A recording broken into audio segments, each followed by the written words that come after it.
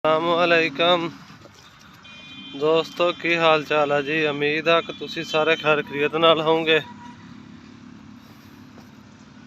ते अज तुहानूं असीं गंदम की फसल का विजिट कराउने कि गंदम साडे इलाके च किद्दां दी होई है ते की खुराक पा दित्ती है ते केड़ी पै रही है ते साडे च पानी की वारी है।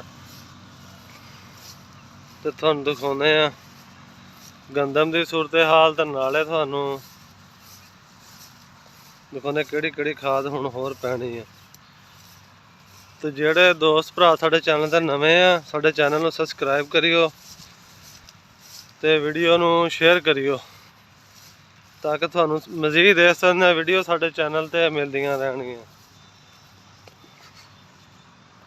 ते चलदे हैं जी अज दी वीडियो की तरफ।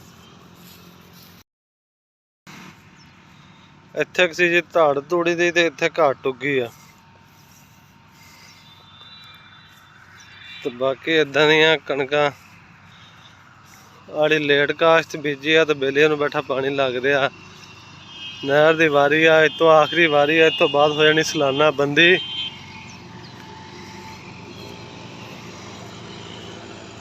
इधर खाद वाला ड्रम पिया की बला पाती फौजी है।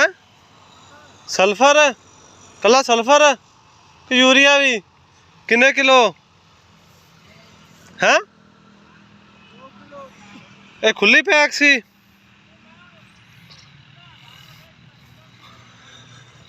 दो किलो सल्फर पाया जी, इदा वाल लगा था बेली छड्डिया पानी हल्का नाल। असला ड्रम तो अद्धा रह गया, असला थोड़ा इन्ना के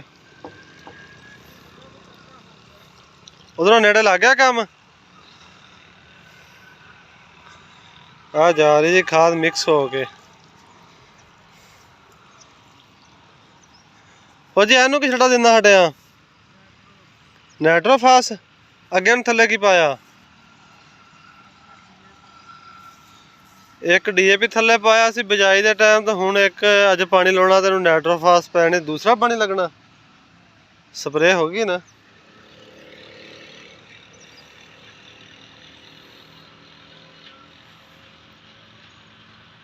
कणक आ मसला सोहनी हो गई। वो बाजवे दी ते कणक ही नहीं सही हुई। ओ जेड़ा विगा बीजिया ओ नीवा